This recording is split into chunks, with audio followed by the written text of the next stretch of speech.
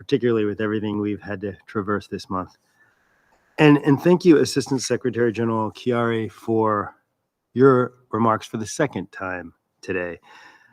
We mourn this tragic loss of life as we do the loss of each civilian life in conflicts around the globe. Mr. President, 2 days ago, the Russian Federation organized a council meeting to discuss events from 10 years ago. Russia claimed a discussion on the revolution of dignity would allow council members to better understand how these events affected the present situation in Ukraine. It is preposterous. This is what Russia demanded the council be distracted with this week, while it was planning its largest aerial assault against Ukraine, its cities, and its critical infrastructure since the beginning of its illegal full-scale invasion. Russia launched 158 combined drones and missiles against Ukraine, including 36 Shahed attack UAVs and 122 missiles. As President Biden said, this assault is a stark reminder that after nearly 2 years of this devastating war, Putin's objective remains unchanged. He seeks to obliterate Ukraine and subjugate its people. He must be stopped. We ask all council members here today to join us in condemning in the strongest terms this abhorrent attack on cities and civilian infrastructure across Ukraine. Rather than peace, Putin chose to mark this holiday season and usher in the new year with an unprecedented number of drone and missile attacks against another UN member state. Current estimates are these strikes killed at least 30 and injured more than 120 others. And these numbers are expected to climb. The blasts were nationwide. There were reports of strikes hitting a maternity hospital, a kindergarten, a shopping mall, a metro station, and other civilian areas. We expect Russia will claim it only attacks military targets, even when the evidence is clear for the world to see. The Kremlin's rhetoric and lies do not erase or conceal the horrifying wreckage across the country and thousands of innocent lives lost since the start of its war. Russia has employed such tactics before. What we saw today are likely a harbinger of what the Kremlin has in store for the people of Ukraine in 2024. The UN's Office of the High Commissioner for Human Rights' most recent report noted in no uncertain terms, continued attacks by Russian armed forces resulted in significant casualty numbers in residential areas.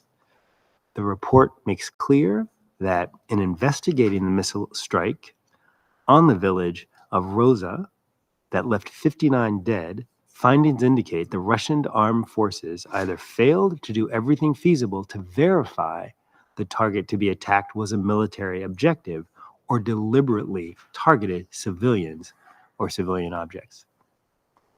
Mr. President, this attack is yet another warning of what is at stake.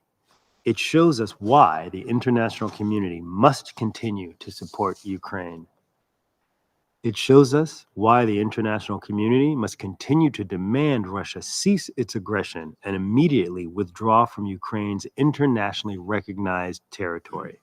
The United States stands with Ukraine and will continue to call for accountability for the crimes of Russian officials and forces against the people of Ukraine. We will not abandon the brave people of Ukraine who are fighting today for their freedom, for their country, and the values and principles outlined in the UN Charter. And I thank you, Mr. President. I thank the representative of the United States for his statement, and I give the floor to the representative of the United Kingdom. President, and I join others in thanking ASG Chiari for your briefing as well. Colleagues, it is with deep regret that we find ourselves here to respond to yet another brutal attack by the Russians against the Ukrainian people. Last night, Russia launched the largest wave of missile and drone attacks since the war started, using over 158 weapons of different types. This was not a push on the front lines. These missiles were aimed at population centers across Ukraine, at Kyiv, Lviv, Dnipro, Odessa, Kharkiv, Kamytsky, and many more cities. They struck homes, apartment buildings, shopping centers, and metros. A maternity hospital and a regional oncology center have been damaged. In short, civilian infrastructure. These reports are unfortunately no longer surprising, but they are still shocking. Reports indicate that at least 30 people have been killed and hundreds wounded, and the death toll is still rising. This toll would be much higher if it were not for Ukrainian air defense systems, which have been supplemented by the international community. This war, which a permanent member of the UN Security Council, Russia, chose, continues to inflict a devastating human cost on ordinary Ukrainians. Earlier this month, during my visit to Kyiv, I met children recovering from injuries caused by Russian missile strikes in Kherson and at Kramatorsk railway station. These children lost limbs. They lost their parents. They lost their childhood. But these are brave and resilient children, and they're determined to rebuild their lives, their homes, and their country. Russia's illegal and brutal aggression will, however, last long in Ukraine's history. Last night's attack was, as my Defense Secretary said, a desperate and futile attempt by Russia to regain momentum. They will not succeed. Ukraine has already forced Russia's Black Sea fleet to retreat from its Crimea base. Ukraine is defending its territory. It has already retaken more than half the land seized by Russia since February 2022, and, as I said, is pushing Russia back in the Black Sea. So again, we praise the bravery and resolve of the Ukrainian people and its armed forces. The United Kingdom continues to stand by them. We are sending hundreds more missiles to restock the air defense systems, which are helping to protect Ukraine's civilians and its infrastructure from Russia's brutal attack. Our support will remain for as long as it takes, and I join the Secretary General in condemning these attacks in the strongest terms. President, as this is likely the final meeting of the year, I want to express my appreciation to the Presidency for their excellent stewardship of the Council during this very busy month. And I'd also like to extend my appreciation to Albania, to Brazil, to Gabon, and to Ghana and the UAE. You've been excellent partners. You've made vital contributions to our work, and each brought your unique perspective, and we will miss you. Thank you. I thank the representative of the United Kingdom for her statement. I now give the floor to the representative of France. Mr. President, 2023 will therefore conclude now with another emergency meeting of this Council in order to react to the massive strikes conducted today by Russia against major Ukrainian cities. We will be acknowledging the same thing as before. The Charter of the United Nations is being trodden underfoot by a permanent member of this Council. As the Secretary General said this morning, France also robustly condemns these strikes that have led to 24 deaths and 148 wounded. We express our condolences to the families of the victims. Russia is continuing its strategy of terror aimed at breaking down the resilience of the Ukrainian population in this, the second winter of the conflict. At a time when it's always teaching us about how we should respect international humanitarian law in the Middle East, Russia is deliberately attacking civilian infrastructure and killing innocent people. This violation of international humanitarian law must be added to the long list of atrocities already committed by Russia since the launching of its war of aggression. And every day the Ukrainian people are a victim.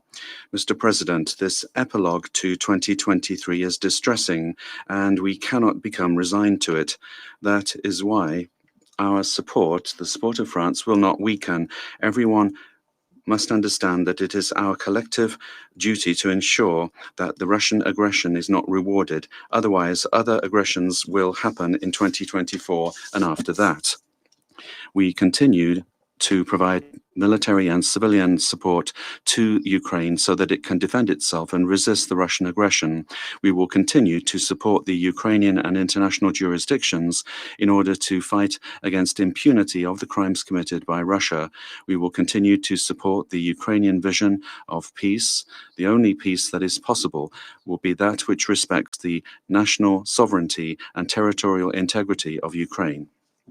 And I also, before concluding, would like to thank the Ecuadorian presidency for your work during the month of December, and thank from the bottom of my heart the 5 delegations leaving the Council tomorrow evening or the day after, namely the United Arab Emirates, Albania, Brazil, Gabon, and Ghana.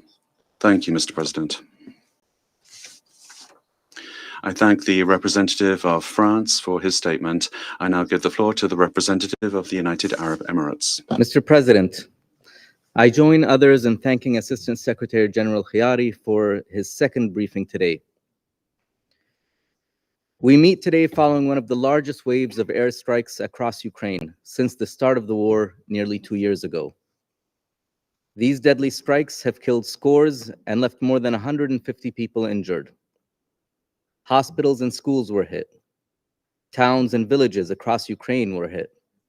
No region was spared.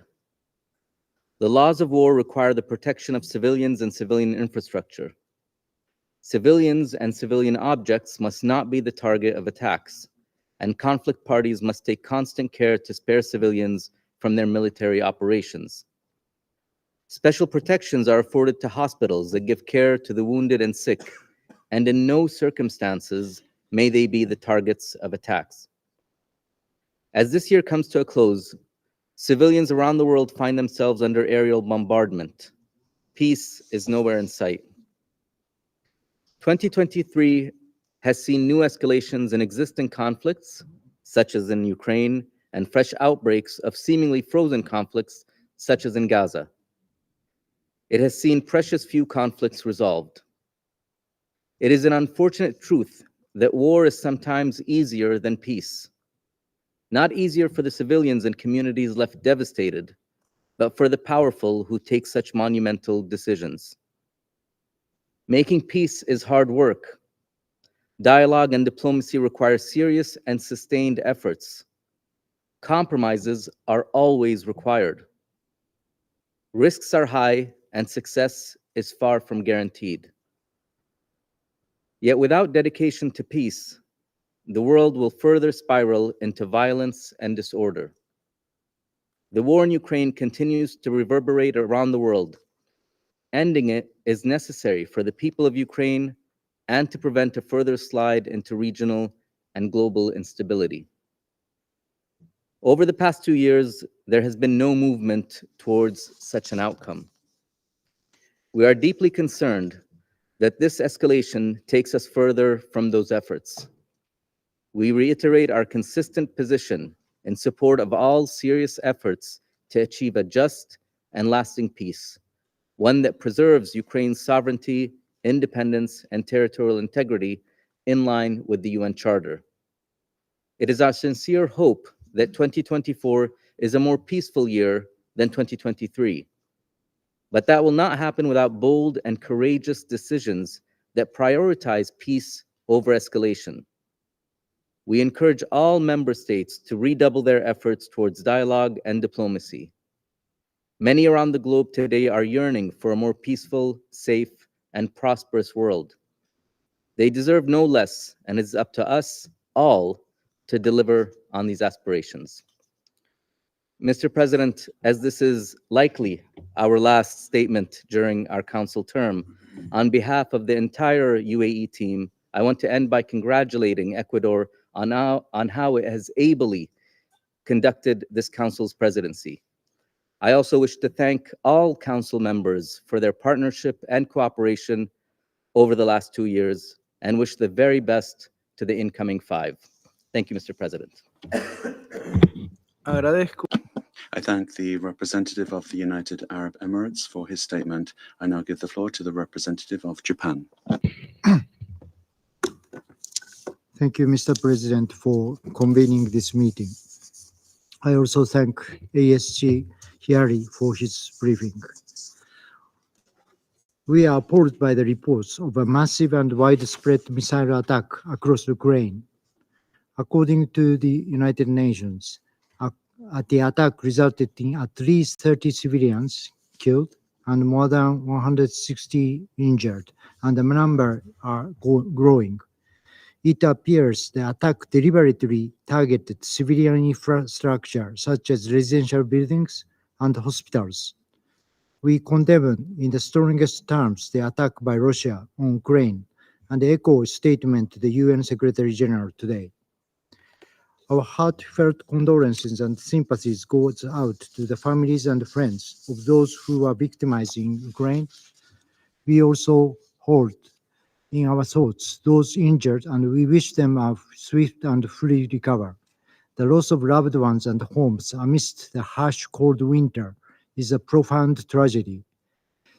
There must be no impunity for war crimes and other atrocities, including attack against civilians, critical civil infrastructure. Justice must be done, and those who are responsible for these acts must be held accountable. Mr. President, it has been almost 2 years since this unprovoked war of aggression by Russia began. It is crucial to reiterate this point, as the overwhelming majority of the General Assembly have recognized this heinous war of aggression was started by Russia. Russia must end its own flagrant violation of the UN Charter now. We once again urge Russia to stop its ongoing aggression and immediately, completely, and unconditionally withdraw its troops and military equipment from the entire internationally recognized territory of Ukraine. We remain steadfast in upholding and strengthening the free and open international order based on the rule of law, respecting the UN Charter. Our unwavering commitment remains steadfast in supporting Ukraine, which is valiantly defending its people, independence, sovereignty, and territorial integrity in accordance with the UN Charter. We have been with Ukraine and will stand by Ukraine for as long as it takes. Also, I'd like to, at the end of this my statement, since we also believe this is the last Security Council meeting this year, I'd like to also congratulate Ecuador for your very able, successful presidency. And on behalf of Japan, I would like to also express our heartfelt gratitude to the outgoing members for the excellent and constructive working relationship which our team enjoyed very much. Thank you. Agradezco al representante. I thank the representative of Japan for his statement. I now give the floor to the representative of Gabon. Merci, Monsieur le Président. Thank you, Mr. President. I thank Mr. Khaled Kiari for his briefing. Mr. President, we are particularly concerned by the bogging down and perpetuation of the war in Ukraine. We are particularly concerned because the intensification of fighting is continuing to worsen the terrible cost of the war and is reviving the risk of disasters at sensible facilities, such as the Zaporizhzhia nuclear power plant, which has been the target of many attacks and requires being brought back into compliance with the 7 principles in guaranteeing the security of nuclear facilities. The conduct of military activities around the nuclear site must absolutely end. The parties have a responsibility to make sure that these installations do not pose any risk that could cause a disaster with irreparable consequences. The scale of the risk incurred by a militarization or lack of compliance of these nuclear sites must be a reminder to the belligerents and all of the international community. Mr. President, my country reiterates its opposition to the war and reiterates its call for dialogue with a view to achieving a ceasefire and beginning a process to bring an end to the war. We encourage all diplomatic efforts and initiatives aiming to establish good faith negotiations with a view to lasting peace between the two parties. Thank you, Mr. President. Al representante de Gabón, I thank the representative of Gabon for his statement. I now give the floor to the representative of Switzerland. Mr. President, I would like to thank you for convening this meeting under record time. I would also like to thank the Assistant Secretary General, Mr. Chiari, for his presentation, and also welcome the representative of Ukraine, as well as the representatives of the European Union and Poland. Last night, Russia launched one of its heaviest waves of missile and drone attacks since the start of the military aggression in several regions of Ukraine. We echo the warning of the Office for the Coordination of Humanitarian Affairs concerning the heavy impact of these attacks on civilians.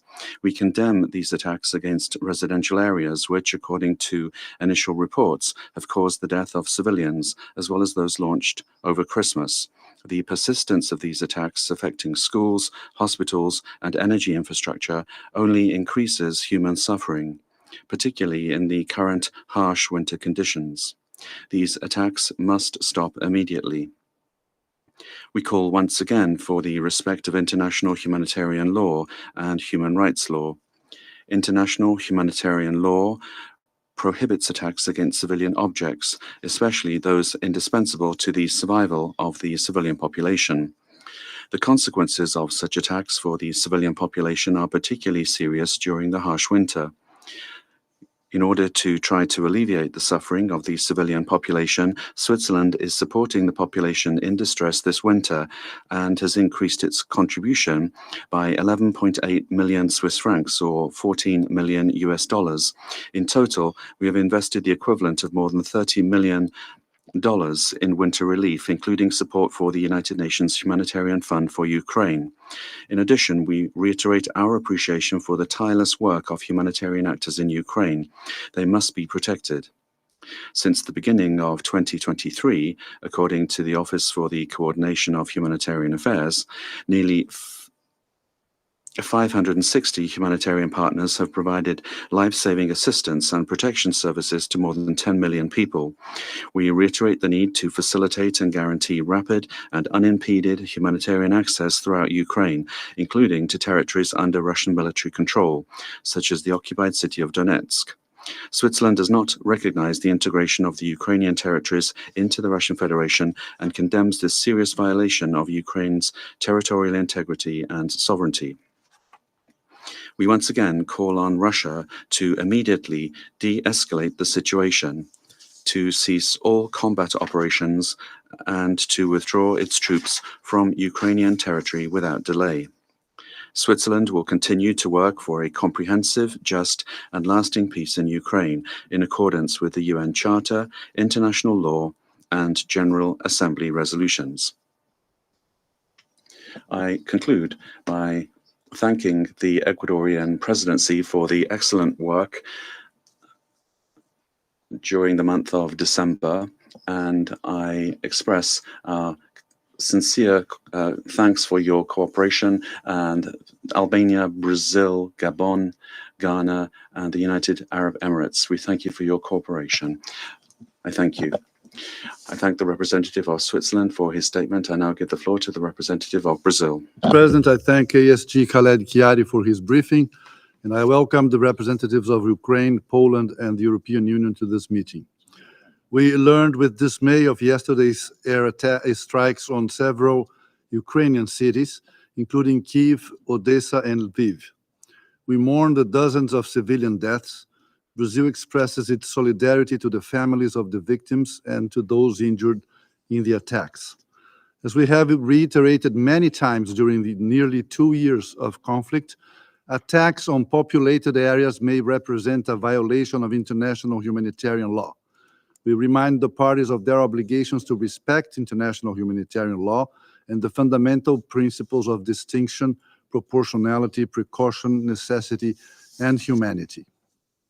We also reiterate the utmost imperative to protect critical civilian infrastructure, particularly nuclear power facilities.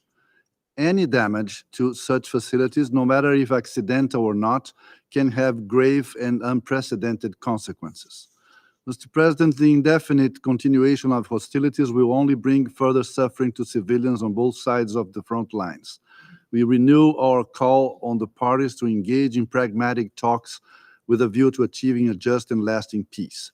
Article 33 of the UN Charter provides the means to achieve a just, comprehensive, and lasting peace. Diplomatic negotiations and compliance with international law are the only way to achieve it. Brazil believes that the international community has an important role to play in exerting its influence on the parties to find a way out of the crisis. We welcome the efforts of other international actors and remain ready to contribute to initiatives to find a peaceful solution to this crisis once the parties are ready to negotiate. And Mr. President, as I already took leave of the Council last week, I just wanted to congratulate Ecuador for a wonderful presidency during these difficult months of December and wish all incoming members the best of luck in faithfully discharging their duties in the Council, as all 5 departing members did. Thank you. Agradezco al I thank the representative of Brazil for his statement. I now give the floor to the representative of Mozambique. Thank you, Mr. President. Mr. President, I thank the presidency for convening this briefing. I also wish to thank Assistant Secretary General Khaled Kiai for his valuable insights on this important issue. Mr. President, Mozambique reiterates its deep concern on the ongoing conflict in Ukraine. We empathize with the immense suffering of the thousands of civilian casualties and hundreds of thousands of military casualties. This conflict has brought devastating human consequences, with thousands of civilian casualties and internal displacement on an immense scale. The humanitarian crisis deepens with each passing day, threatening food security, infrastructure, and human rights. Despite all our calls for peace from both sides and outside of this council, the situation keeps escalating and worsening. The Ukraine conflict is a serious threat to international peace and security. The situation on the ground tends to worsen with multidimensional impacts at local, regional, and international levels. We firmly believe that any military solution will ultimately fail, and diplomacy and dialogue remain the best options and the only sustainable path towards peace. Mr. President, as I mentioned, the situation in Ukraine is worsening, with an increase of displacement of population, destruction of basic infrastructure, the disruption of agricultural activities and food production being the regrettable outcome. In view of the current negative developments, we urge both parties to consider all constructive avenues that pave the way for a credible and meaningful start towards a genuine dialogue and peace. Mozambique once again appeals the parties for an immediate cessation of hostilities, the resumption of direct negotiation without preconditions and in a good faith, adopt a constructive, inclusive, and result-oriented approach focusing on mutual benefits. Mr. President, finally, I wish to commend Ecuador for outstanding and able manner in which it has conducted the work of the Security Council in this busy month of December. I would also like to highlight the work well done by the outgoing members of this council, namely Ghana, Gabon, Albania, United Arab Emirates, Brazil, at the service of this council during their tenure. I thank you very much, Mr. President. I thank the representative of Mozambique for his statement. I now give the floor to the representative of China. Mr. President, I thank Assistant Secretary General Chiari for his briefing. The Ukraine crisis has been dragging on all the way to this day, interspersed with grievous attacks. The war has exacted heavy casualties among innocent civilians, and many large infrastructure objects have been destroyed in the conflict, which China finds deeply worrying and distressing. In our early deliberations on this matter at the Council, China repeatedly called upon the parties to the conflict to exercise calm and restraint, abide by international humanitarian law to the letter, respect the principles of necessity, distinction, and proportionality, and do everything in their power to protect civilians and civilian objects. Today, I'd like to repeat those calls of ours. There is no military solution to the Ukraine crisis. We urge the parties concerned to respond positively to the international community's appeal for peace, to enhance engagement and to expand their common ground with a view to putting out the flames of war as early as possible. We call on the international community to ramp up diplomatic remediation with a greater sense of urgency and contribute positively to a political solution. In parallel, the international community should work together to alleviate the humanitarian crisis in Ukraine and provide the affected populations with more assistance to help them tide over the harsh winter and tide over the harsh times. China's position on the issue of Ukraine has not changed. We did, we do, and we will stand on the side of peace and on the side of dialogue. We have never relented in our commitment to encouraging negotiated peace and ending hostilities. We remain ready to stay engaged with all parties concerned and work tirelessly towards a political solution. Mr. President, assuming there are no more surprises lie in store, this is likely to be the Security Council's last meeting of 2023. I'd like to take this opportunity to commend Albania, Brazil, Gabon, Ghana, and the United Arab Emirates for their efforts and contributions in support of this Council's work over the past 2 years. We also welcome the incoming Council members, Algeria, Guyana, the Republic of Korea, Sierra Leone, and Slovenia, whose term is to start in 2024. Here's our wish list for 2024, that the Security Council can better discharge its responsibility to maintain international peace and security, help reduce the flames and miasma of war, disputes and confrontations in our world, and better practice true multilateralism, that there is more solidarity, mutual trust, and cooperation among Council members, and that the Council can better defend the purposes and principles of the UN Charter and bring to this world more equity, justice, peace, calm, and hope. I thank you, Mr. President. I thank the representative of China for your statement.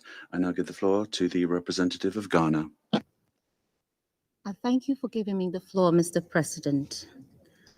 My delegation would like to begin by thanking Assistant Secretary General Chiari for his solemn briefing. 674 days into the war in Ukraine, the international community is nowhere near the resolution of this most unfortunate conflict. In recent times, the front lines of the conflict has hardly moved, and it is clear that the war would persist over the long haul with its debilitating impact on the global economy, military expenditure, and the derogation of respect for international law in relations between and among states. As has been reported overnight, Ukraine has suffered its biggest aerial attack since the beginning of the conflict, with 31 dead and more than 150 others injured.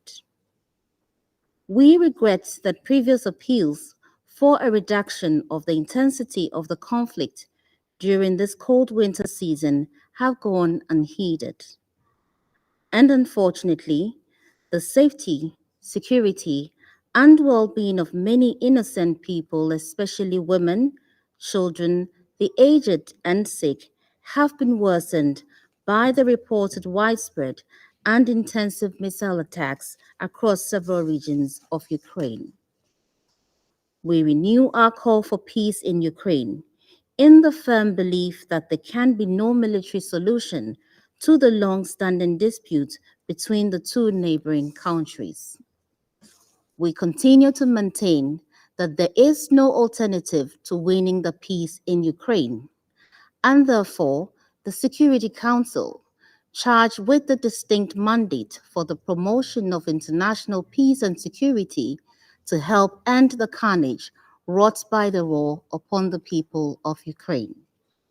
We take this opportunity to call for the de-escalation of tensions and encourage the intensification of diplomacy and dialogue in support of the immediate and unconditional cessation of hostilities. We urge the parties to refrain from direct attack against civilian populated areas and other critical infrastructure required to support and sustain the lives and livelihoods of the people. In that respect, we urge all sides to uphold the fundamental principles of international humanitarian law relating to humanity, distinction, proportionality, and military necessity. We must also not lose sight of the interlinked reaction of the international community to other conflicts and the present one, and urge the need to maintain an even and firm reaction to breaches of peremptory international norms relating to the use of force. Mr. President, as we draw closer to the dying embers of a particularly challenging year, we unite our voices with the global calls for a new dawn of peace, mutual cooperation, solidarity, and trust all across our world. We urge a recommitment by the international community to support peace efforts aimed at restoring the primacy of the principles of international law and the values of the United Nations Charter in our international system. Finally, I wish to reiterate Ghana's unwavering support for the sovereignty, political independence, and territorial integrity of Ukraine, and call once more on the Russian Federation to end the war with the immediate and unconditional withdrawal of all its troops from the internationally recognized borders of Ukraine. Mr. President, Ghana joins others in congratulating Ecuador on the successful leadership of the Council in this month. We also take this opportunity to express our profound gratitude to all the members of the Council for the support extended towards Ghana's term on the Security Council. I thank you. I thank the representative of Ghana for her statement. I now give the floor to the representative of the Russian Federation. Mr. President, we are not at all surprised by such a snap decision by the Zelensky regime and its Western backers to request today's meeting. Many experts predicted that suffering defeat on the front line and rapidly losing support even in the West, that the Kiev clique would use any pretext to attract global public attention to itself. Unfortunately, sirs, you chose a somewhat unfortunate pretext. Because if there's anything to talk about today, then it is exclusively the actions of the Ukrainian anti-air defense systems deployed in residential districts of Ukrainian towns and cities in violation of international humanitarian law. There have long been no doubts on this front among the users of Ukrainian social networks who are directly warning their fellow citizens about this. They are posting more and more videos online of Russian missiles and drones hitting military infrastructure targets and arms stores, causing the characteristic detonation, while Ukrainian anti-air missiles misfiring or going off course, hitting residential buildings and civilian objects. Or harm is being caused by debris falling in residential areas exclusively because Ukrainian air defense systems are located there. That was the case with the Spasa-Preobrazhensky Cathedral in Odessa, the destruction of which they tried to blame on Russia. That was also the case this morning in Kiev, Odessa, Lvov, Kharkov, Dnipropetrovsk, and other cities from where reports of casualties have been coming in. The representative of the United Kingdom shamelessly said that there would have been more victims if the Ukrainian air defense systems had not worked. Well, it's hard to imagine anything more cynical. If the Ukrainian air defense systems hadn't operated, then there wouldn't have been any victims among civilians at all. Therefore, we would advise that the United Kingdom be more cautious in its deliveries of anti-air defense missiles to the Kiev regime, the use of which is leading to the deaths of civilians. The Nazi regime is prepared to use Western weapons and anti-air missiles to kill not just the residents of Donbass, but also their own citizens in their homes and in civilian facilities. If Ukraine didn't violate international humanitarian law, there wouldn't have been any casualties, despite the truly massive strike launched by the aerospace forces of Russia yesterday and today on military targets across Ukraine, on targets of the military industrial complex, the military airfield infrastructure, arsenals, and also stores of artillery shells, unmanned boats, arms and fuel for military hardware, the places where Ukrainian armed forces units are deployed, and formations of nationalists and foreign mercenaries. This is evident not just for experts, but also to any unbiased observer. Here, for example, is a link to a video with today's impact on a residential building in Kiev, which shows how a burning object slowly falls on the building, and only the upper floors of the building were damaged in this. A successfully operating missile at that speed and on that trajectory simply doesn't operate in that way. And it's clear that this is the result of Ukrainian air defense operations. By way of comparison, here is a link to another video showing today's impact of an Israeli missile on a residential building in Khan Yunis in the south of the Gaza Strip. It shows not only the moment of impact of the missile, but also the fact that this multi-story building is left in ruins. You can only imagine the number of victims of this barbaric targeted strike. And in Gaza, there are dozens of these a day. But of course, that is not a basis for our Western colleagues to convene an emergency meeting of the Security Council. And here's a link to another photograph from Ukrainian social networks taken following the impact on a multi-story building in Lvov. It shows how all of the walls of the building are speckled with marks from the damage agents of air defense missiles that hit the building. And these photos and videos on social networks today have been uploaded in their dozens, if not in their hundreds. They're being posted by Ukrainians who are indignant not only at the latest consequences of the operation of their own air defenses, but also the ongoing lies of the Zelensky regime that has brought his country to an almost fatal brink. Ukrainians are also furious because, contrary to the assurances of the head of the Kiev junta, they are being forced to fight for this corrupt, for sale and anti-popular government. Men of call-up age are being stopped in the streets, in public transport. Intimidation and violence are being used. Things have even got to the point where call-up papers are being given to the clergy, threatening them with repressions against their relatives. And then, without any training, they are being thrown onto the front line. One of the Ukrainian commanders the other day bemoaned the fact that these soldiers don't even have time to get their call signs. So quickly are they being killed. And into this senseless slaughter, they are preparing to throw not only men, but also women. At a recent press conference, Zelensky raised the stakes. He wants to send to certain death 500,000 people. To this end, a draft law has been drafted about new mobilization rules. It involves reducing the call-up age to 25, reducing the list of people exempt from mobilization, a voluntary compulsory census of men, a ban on leaving the country, any property transactions, and freezing bank accounts. And I could go on. Essentially, this is continuing to tighten the screws, and it's not without reason that some commentators are comparing this with serfdom.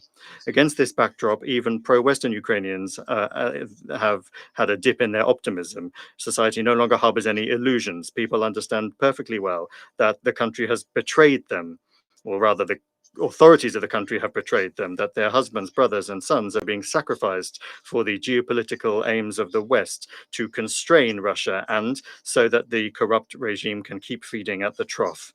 Recent surveys confirm this. 75% of Ukrainians are prepared to give up their citizenship in order not to be mobilized. These trends are clearly demonstrated by the panicked activity of those residents of the country who've managed to go abroad. They are now storming Ukrainian consulates abroad in the hope of extending their expired documents and transferring their property to their wives' names. Because as soon as that law enters into force, they will lose almost any rights in their country. This is the reality that today Ukrainians have to live with. But assessments of this total lawlessness, of course, we haven't heard today from any of the Western colleagues.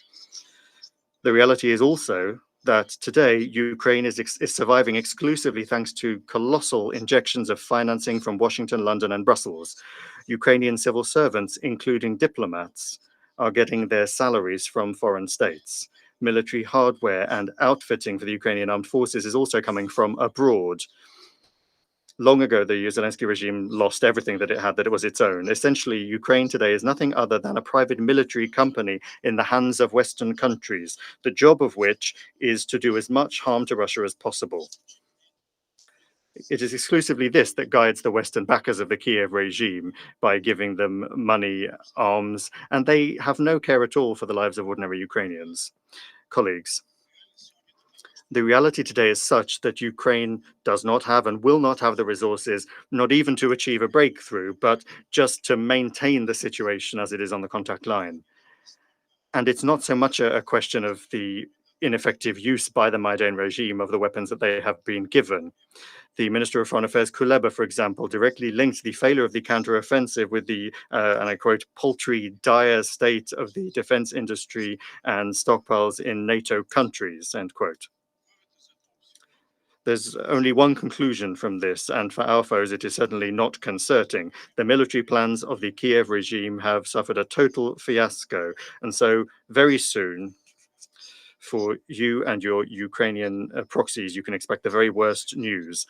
And yet, regardless of whether Washington and Brussels will adopt new packages of military and financial assistance for Zelensky and his gang or not, this will only draw out the death throes of the regime, but certainly not prevent it. It is entirely clear that betting on a solution to the Ukrainian crisis on the battlefield was a failed and mistaken decision, and that the military victory over Russia is an absolutely unfeasible aim. And yet the threats stemming from Ukrainian territory created by NATO countries will certainly be eliminated, either within the bounds of the special military operation or with the use of political and diplomatic tools. And we never rejected the latter. We gave the Ukrainian leadership an excellent opportunity to preserve their territorial integrity, of course, without Crimea, which back in 2014 decided to become a part of Russia, and also to preserve their territorial integrity and the lives of hundreds of thousands of their citizens. This was in March and April 2022. The fact that this was an excellent option for Ukraine was admitted recently by Ukrainian negotiator Charlie. And the fact that the Kiev regime was not allowed to take this option by its bosses in London and Washington has now become a proven fact. The head of the Kiev junta after this, for some reason, also signed a decree that directly prohibited him from negotiating with the Russian leadership. That decree remains in force, which is something that those who reproach us for not wanting to negotiate is something that they seem to forget about. And so time for the Kiev regime is quickly running out. Its future is truly under serious threat. Ukrainian civilians, the Ukrainian language and Ukrainian culture, however, has never been threatened by anything, however much in the West they try to prove the opposite. Our special military operation is not against them, but against the criminal Kiev regime that did not want to end the war against their own fellow citizens in the Donbass. Zelensky and his clique made their criminal choice, and they made that choice for all of the citizens of Ukraine. Our job now is to prevent him from destroying his people once and for all. We hope that at some point his Western backers will also realize this, and the sooner that happens, the better for Ukraine. Thank you. Agradezco al representante de la Federación. I thank the representative of the Russian Federation for his statement. I shall now make a statement in my capacity as the representative of Ecuador.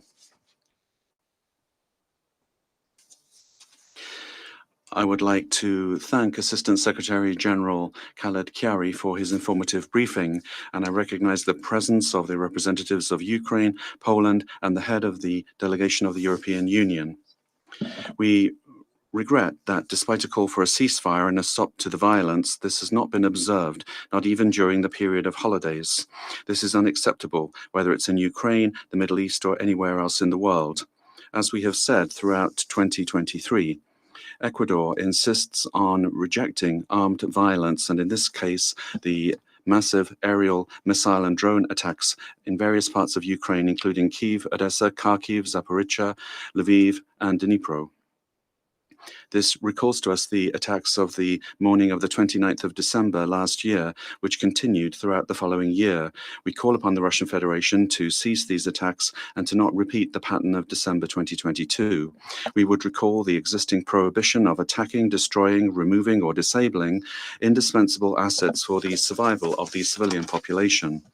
We therefore reiterate the need for an end to be put to the attacks against the population and civilian infrastructure. Nothing justifies in this conflict or in any other attacks against maternity units or residential buildings.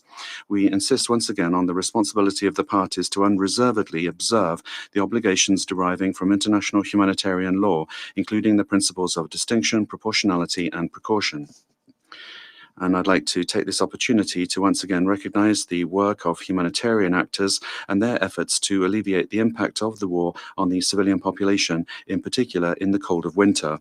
Ladies and gentlemen, we are concerned that military thinking is persisting. In the light of this, we call for progress to be made towards a peaceful solution that fully respects the territorial integrity of Ukraine within its internationally recognized borders, in full respect for the principles of the United Nations Charter. We also agree with the concern of the Secretary General with regard to a greater escalation and spread of the conflict. Finally, given that we are expecting that this will be the last meeting of 2023 during the Ecuadorian presidency of the Security Council, I would like to express my sincere thanks to each and every one of the members of this council for their support to my delegation and to Ecuador. I'd also like to thank the Secretary General and all of the briefers and participants in the meetings that were held this month, including during the open debates. It's been a very difficult, complex month where we have promoted dialogue for international peace and security, which is the paramount goal of our foreign policy. I now conclude reiterating my appreciation to the outgoing members, Albania, Brazil, the United Arab Emirates, Gabon, and Ghana, for their tireless work up until the very last minute. Thank you very much. I now resume my functions as President of the Council. And I give the floor to the representative of the United Kingdom, has asked for the floor to make a new statement. You have the floor. I wanted to say that the Russian ambassador misquoted my remarks, and I want to be clear. There's only one cause of the tragedy, and that is the actions of Russia. The rest is a torrent of lies and disinformation. Thank you. Agradezco. I thank the representative of the United Kingdom for her statement. I now give the floor to the representative of Ukraine. Well, thank you, Mr. President. Distinguished members of the Security Council, Assistant Secretary General Chiari. I also recognize here the representative of Putin's terrorist regime in the permanent seat of the Soviet Union. 2 days ago, he convened you to bombard your minds with a barrage of fakes that his country has tirelessly fabricated since the beginning of its aggression. Aggression that has been marked in particular by another type of bombardment, which results in human losses and large-scale destruction on the ground. And as long as Russia is able to kill the credibility and integrity of the Security Council, it will feel free to kill innocent people in Ukraine and beyond. I would like to thank 32 UN member states who have supported our request for this urgent meeting of the Security Council, following another wave of Russian air terror against my country. We are also grateful to the Presidency of Ecuador for promptly responding to this request.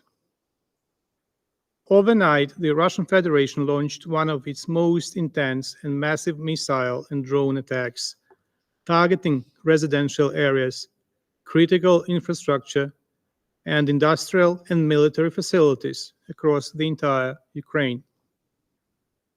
According to the preliminary information, the Russian Federation launched at least 158 weapons of different types, including 122 missiles of various types and 36 UAVs. Initially, the Russian forces attacked with Shahed drones from the north and southeast, advancing westward. Around 3 o'clock in the morning, Russia deployed strategic aviation. 18 Tu-95MS bombers took off. In 3 hours, they launched at least 90 KH-101/KH-555/KH-55 cruise missiles.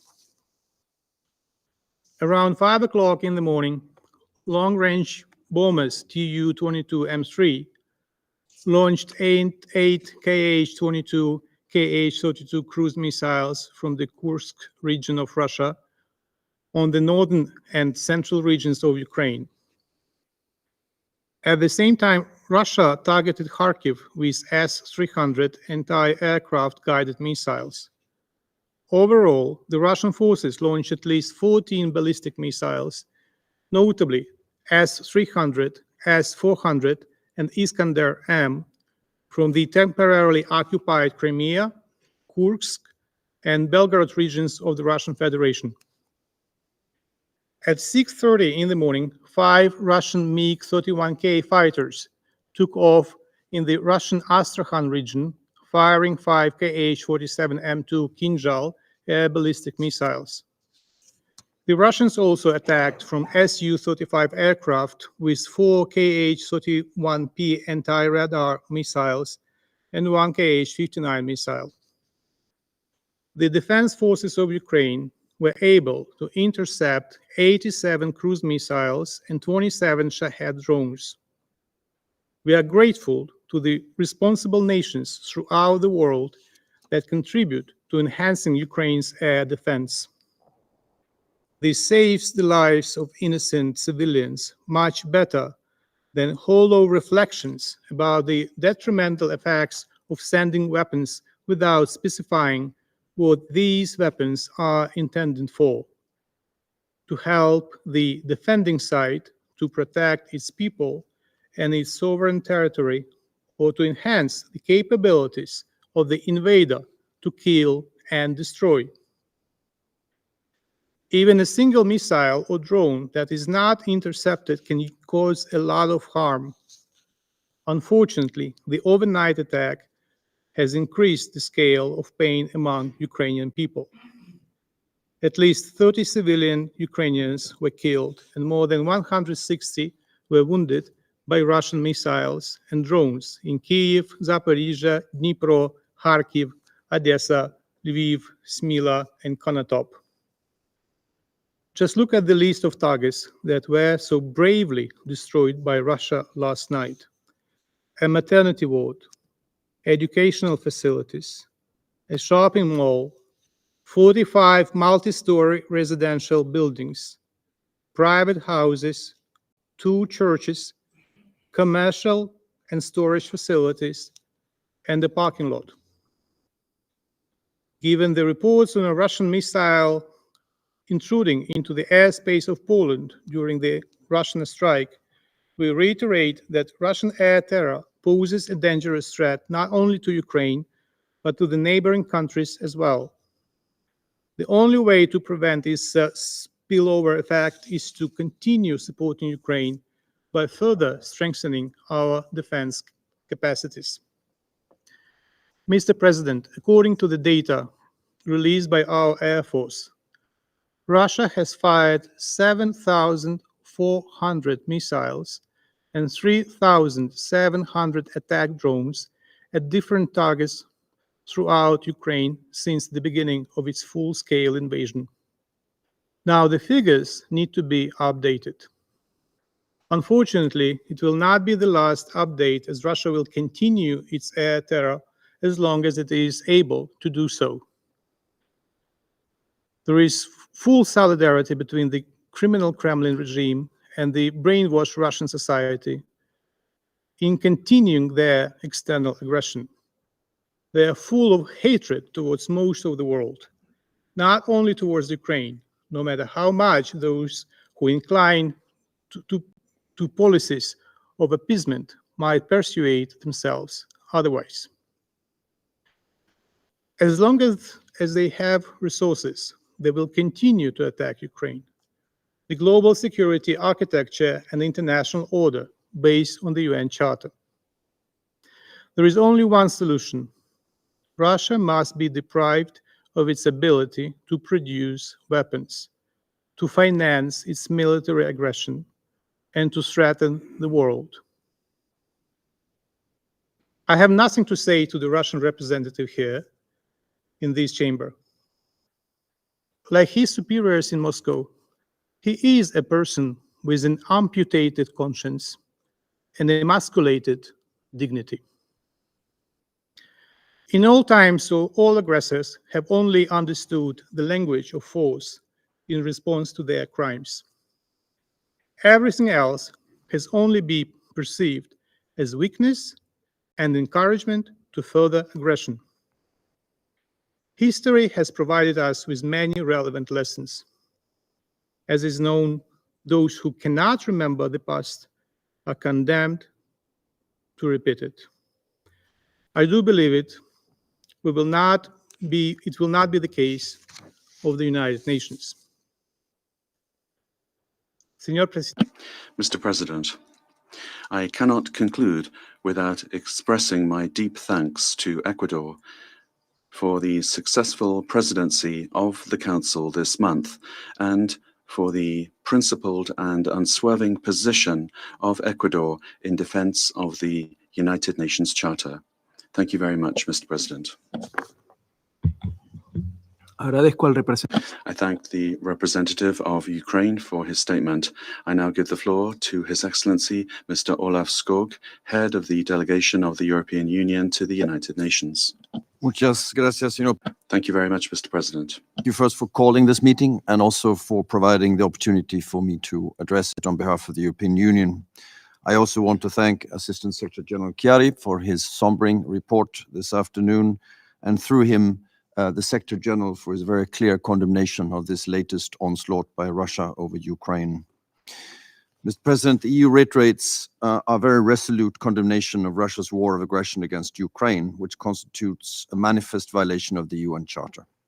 We reaffirm our unwavering support for Ukraine's independence, sovereignty, and territorial integrity within its internationally recognized borders and its inherent right of self-defense against the Russian aggression. Overnight, as we heard, Russia's launched one of the largest attacks since its full-scale invasion of Ukraine against cities and the population. It was yet another cowardly and indiscriminate targeting of schools, metro stations, hospital, resulting in the death of at least 30 people, and as we've heard, well over 100 wounded. Everywhere you look, Russia's warfare leaves death, destruction, and human suffering in its tracks. Russia's ongoing systematic airstrikes against civilian objects and critical infrastructure in Ukraine are unacceptable and they must stop. Such intentional attacks against civilians and civilian infrastructure add to the growing evidence of war crimes, as reported by the Independent International Commission of Inquiry on Ukraine. Russia and its leadership must be held fully accountable for waging a war of aggression against Ukraine and for other most serious crimes under international law, as well as for the massive damage caused by its war. In the face of continued Russian attacks against Ukraine's civil and critical infrastructure, the European Union and its member states will intensify the provision of further humanitarian and civil protection assistance to Ukraine, as well as assistance to ensure the resilience of its energy sector through the winter. Moreover, the EU remains committed to supporting Ukraine's repair, recovery, and reconstruction in coordination with international partners, including the demining process and psychosocial rehabilitation. Mr. President, I want to pass a message of solidarity to the people of Ukraine from here. And I want to reiterate the EU's unwavering commitment to continue to provide strong political, financial, economic, humanitarian, military, and diplomatic support to Ukraine and its people for as long as it takes. As this is the last meeting ahead of the New Year's, I want to thank the outgoing members of the Council for a very serious and important effort, a service on behalf of the broader membership of the United Nations. And I want to wish that the incoming Security Council all its success in promoting peace, diplomacy, and accountability. Thank you very much, Mr. President. Agradezco al excelentísimo. I thank His Excellency Mr. Skog for his statement. I now give the floor to the representative of Poland. Presidente, Mr. President. We normally exchange the messages of peace. But against this, today's developments, the fiercest Russian airstrikes in several months, once again demonstrates just the opposite. That the evil nature of Russian war of aggression, which has been bringing tears and destruction to Ukraine for nearly 2 years. It is against each and every norm of international humanitarian law that those airstrikes escalated together with the onset of the cold winter, and they are directed against civilians and civilian infrastructure, objects necessary for survival. It is even more deplorable that the targets of those deliberate Russian attacks are civilian infrastructure objects located hundreds of kilometers from the front lines, and that they are directed not against the military, but exactly against the civilian population of Ukraine. We cannot let it just happen. Moscow clearly has not changed its goals. It wants to bomb Ukraine into subjugation and defeat. This evidently shows the Russian absolute lack of respect for the UN Charter and international law. Poland continues to condemn Russian actions in the strongest possible terms. At the same time, we reaffirm our conviction that it is absolutely crucial to continue supporting Ukraine. Poland has done so since the very beginning of the war, and we will continue on this path. Mr. President, Russian imperialism has a tendency to remind us regularly about what it is, a global threat with far-reaching consequences. This global threat needs to be reckoned and before it plunges the world further into chaos. The war against Ukraine needs to end with just peace, which means peace acceptable to Ukraine as the country aggressed. The aggressor cannot benefit from the aggression. Instead, we need accountability for war atrocities and damages it has inflicted. Against this backdrop, we once again call on all states which stands on the side of international law to take all necessary steps to make Russia stop its aggression and withdraw from Ukrainian territory. This is the only way to prevent further deaths, injuries, and devastations. This is the only way to stop escalation of this large-scale humanitarian and human rights crisis that continues to bring away lives of innocent civilians. Mr. President, I would like to conclude with an important statement. Yes, I can confirm that in conjunction with today's brutal onslaught of Russian airstrikes, in the morning hours, Poland's military recorded a serious incident of violation of the Polish airspace by Russian missile. The event is under investigation right now by the Polish military and other competent security services. Poland is also conducting consultation on the incident with its allies and key partners. I am informing the Security Council about this incident because we clearly see it as an element of the situation created by the latest wave of Russian attacks. We request from Russia an explanation of this incident of violating Poland's airspace, and we urge Russia to immediately cease this kind of activity and provocations. Thank you. I thank the representative of Poland for his statement. Before adjourning the meeting, I would like to indicate that the delegation of Lithuania has presented a written statement. That statement will be distributed to the members of the Council and will be published as an official document of the Security Council. Likewise, before adjourning this meeting, and since this probably is the last meeting of the year, I'd like to express the sincere thanks of the delegation of Ecuador to all members of the Council and to the Secretariat for the support that they have provided. There's been a lot of activity this month, and we've been able to achieve consensus on various important issues. I'm very grateful for the support and positive contributions from each and every delegation and the representatives of the Secretariat, including, of course, the technical support team, the conference officers, the interpreters, translators, the verbatim reporters, and, of course, the security staff. On behalf of the Council, I would like to express sincere thanks to the 5 outgoing members, namely Albania, Brazil, United Arab Emirates, Gabon, and Ghana. Your hard work and the contributions that you made during your mandate in this Council is recognized. And since our presidency is now drawing to a close, I'd like to wish every success to the delegation of France in the month of January. And I wish you a happy and prosperous 2024. And I'll gavel. Thank you very much.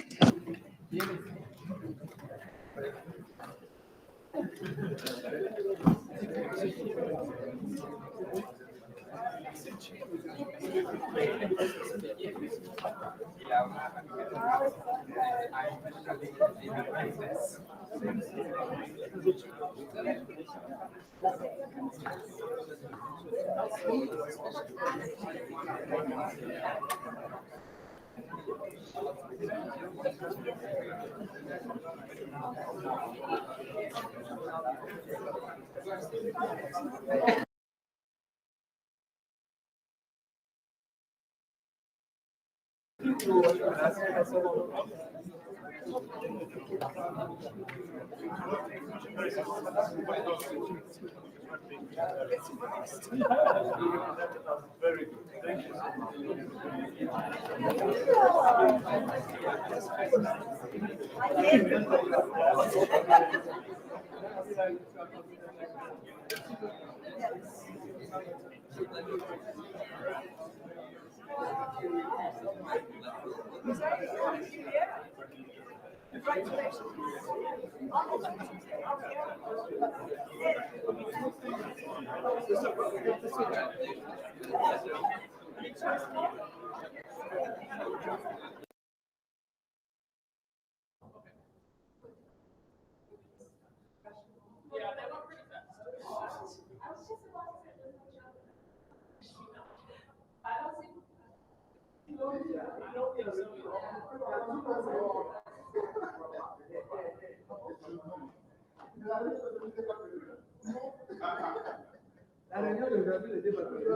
Ok, já tá bom.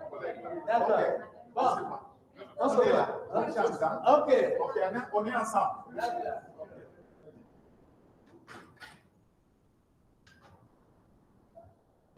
Vamos embora. Eu vou, vocês vão ficar, eu vou só dividir uma coisa, depois vou deixar daí. Eu também vou fazer, só vou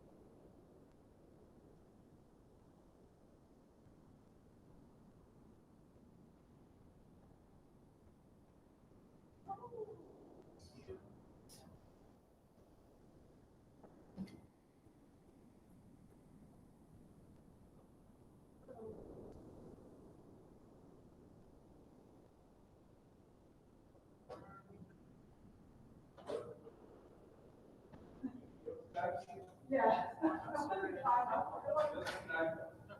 Okay. If you approve, I'll just.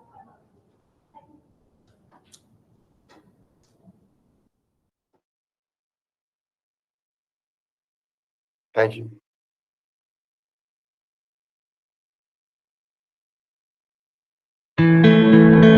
We want Zambia to be on a map of readers, a map of writers. And culture program is an extra map.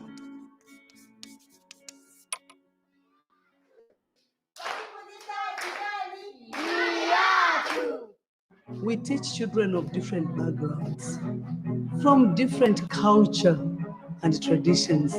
Some they come from long distance, which making it a challenge for these learners to be coming to school. So I find that you plan to teach a lesson, the attendance is very low.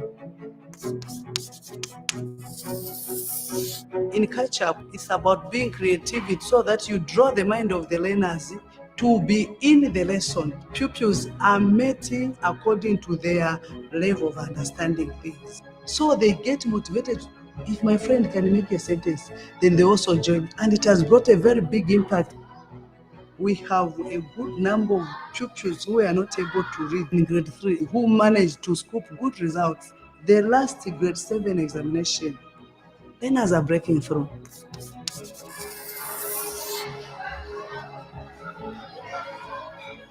As a teacher, the best payment is seeing the people that have passed through your hands progressing in life.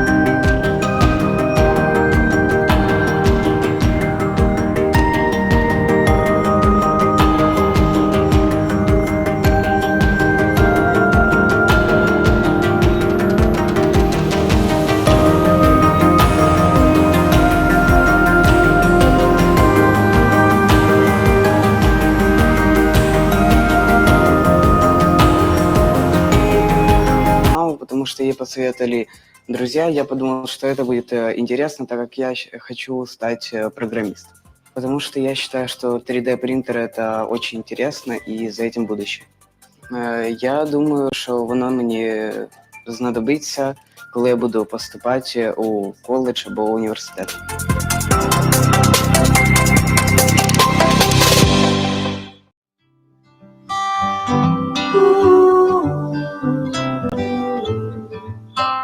Atunci când au venit, copiii erau foarte retrași, erau timizi, dar cu toate astea vedeai o curiozitate la fiecare, o curiozitate aparte care i-a făcut să vrea să învețe în fiecare zi mai mult și mai mult.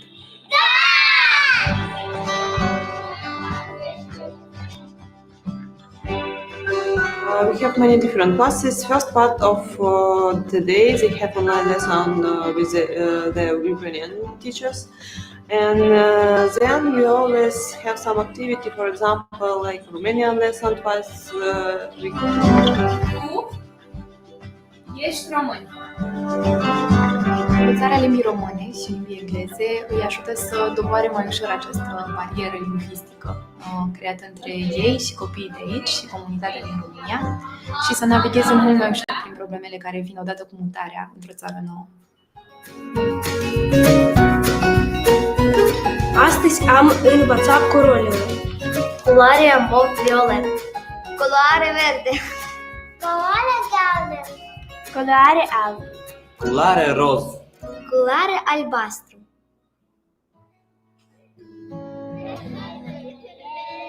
Sometimes, you know, they want to see us not like a teacher. They come and want to talk, to feel that they don't alone here.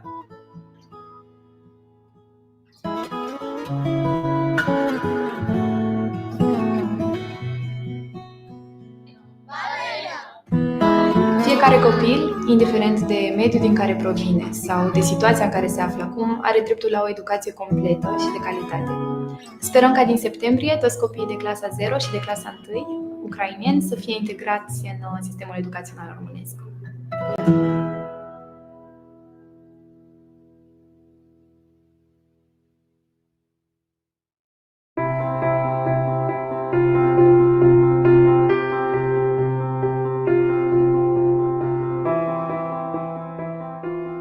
We never really talked at the beginning, but then like we slowly started talking, and the first time I actually remember us talking was in the PE lesson where we played football and I scored a goal and then she came and she said that was cool to me.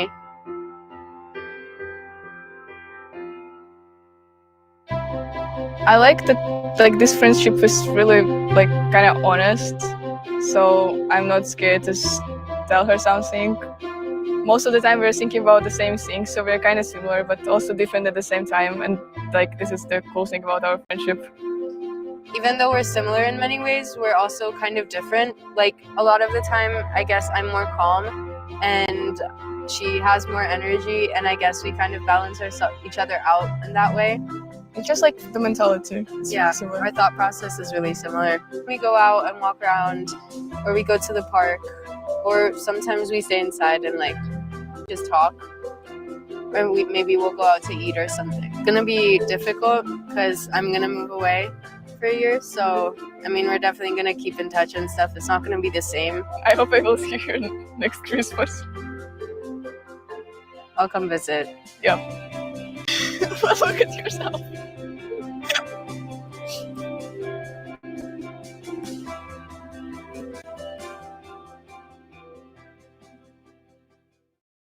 I've been deathly afraid of tsunamis since I was maybe second grade. The biggest worry for us here, now that I have my own family, is that the tsunamis come at nighttime. You know, you're happy just to walk away with your life. The climate crisis is primarily a water crisis. Water-related disasters have more than doubled over the last decade. Let's take action for humanity's lifeblood. For people like me who grew up here in the United States, it's very hard to relate to. I spent my life only a few steps away from a clean drink of water, whether it was my kitchen sink or my bathroom sink. The heat wave is sending more people to ERs in the valley. Anybody need water? Here, of course, in our desert city, we've never had the luxury of taking water for granted. And I think in the future, other cities will lose that luxury.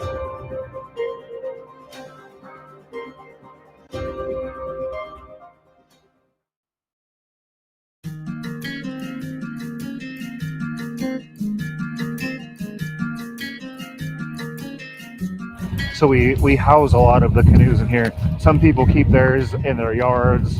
They keep them inside of their own little personal garages. But what we have here is we have two of the elders here. They're both woodworkers. You don't have them cut yet? Oh my goodness. Where do you get good help at? I didn't bring it. I forgot it. This is made out of one tree that was over 1,000 years old. If there was a gold 13,000 years ago when we were here, this is a Native American gold. We had a couple of elders on that first street there that were actually trapped in their home, and we had to send a boat in, to get them out, get them warm, feed them, so on and so forth, and house them for a week. When the floodwaters came in here last year, they were just about a half of a block away from me. So I was really close to the point of having to move too, but I didn't. I don't know. It's a tough call to want to move away from this. So we're all people of the water here. This water's been feeding our people and keeping us alive for the last 13,000 years. We've always been here. I've been through 4 tsunami evacuations here inside of the village since I was a young boy. We have these tsunami sirens that we're really fortunate to have, but they say that they're good for about 10 to 15 minutes of evacuation time. That means no belongings, no pictures. You kind of just walk away, and you're happy just to walk away with your life. Relocation came about because of the threat of the rising tide. When your front street here starts to flood, it causes you to realize, our people are not safe. And when our seawalls start to breach, which is what's been happening, and FEMA and other organizations, you have to be in crisis mode for them to come out and fix something.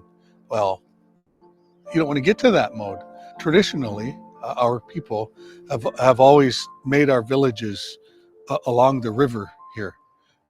Or along the ocean. And that's because all of our food stuff is from right there. So it's so much easier to roll out of the bed and go out the house, to jump in your canoe, and you're already at the fishing ground. We should not shy away from looking at ancient wisdom and knowledge to integrate that into technical knowledge that we have to locate and relocate people and infrastructure, because very often you can find from ancient ways of how people settled, how they lived, where they lived, good hints on where it makes sense to live. We know this land best because of our ties here. And we've lived this way for thousands of years. Getting folks to think outside of that, it's been a process. We've had to really educate on why this is important. We're not trying to take anything away from our traditional way of life. We still want you to fish. We still want you to do those things. You just might have to drive down the hill to do it. I always tell people that the Quinault's been fishing since we could walk, since the beginning of time. That first time it flooded, this area of my street started filling, and then it just started spreading, like just really slowly out and over the field and over to the government buildings over there and back connecting to the mouth of the river. But the second time it flooded, it looked like this. Like it was a beautiful blue sky, clear day. The sun was out, and we just had the king tides coupled with that wind, and it was enough to give it the power to come over.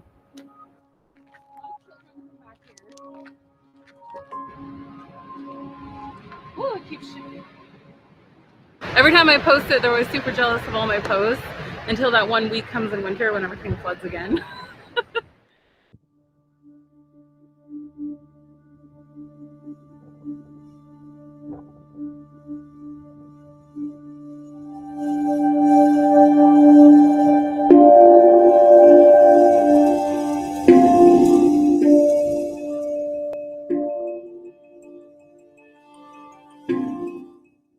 The dollars that we've received so far, we're very thankful, but it's like a quarter of what it's going to cost to move the villages of Queets and Tohola up on the hill. So there's still a lot more resources needed. There's a lot more work yet to be done. We've always governed ourselves. To govern ourselves is critical, for Indian people. Our world is changing, and we see that and we know that. So, we're trying to adapt our management style. We have to do that, not just for us, but for our grandkids and their grandkids and 7 generations down the road. If we don't do that, then there won't be no fish here. There won't be no trees here. As we go farther down the road here, we finally just opened up phase 1 of our relocation stages. About 20 years ago, the relocation of our medical facility was the first to move out of the tsunami zone. A project like this is a little bit overwhelming. We were fortunate enough to be able to get our own 10 million into this infrastructure, and we recently received 25 million from the Biden administration. Our housing department will be moving through here next, and the finished product will be 59 residential lots. The climate crisis is primarily a water crisis. I think best reflected or expressed in 2 things. If you look at the sea level rise, it's sweet water melting from the glaciers, from the Antarctic ice shield, Greenland, and it's also a thermal expansion of water. And also the other good example is the different distribution of rainfall that we will have in the future. We are starting to see that. We have longer dry spells. Related to that, we have more fires. So all our environment changes if the rainfall changes, because the rainfall is that moisture in our ecosystems, in the soils, that A, lets our plants grow, but B, also protects us from extreme heat and dryness and those factors. No rain here in the valley, just dealing with the heat, but we've got excessive heat warnings through next Tuesday. And even in the high country, it's going to be well above average. We've got a heat advisory Friday through Sunday. And this is where it gets kind of crazy here. 118 degrees with lows in the 90s. It's going to get hot.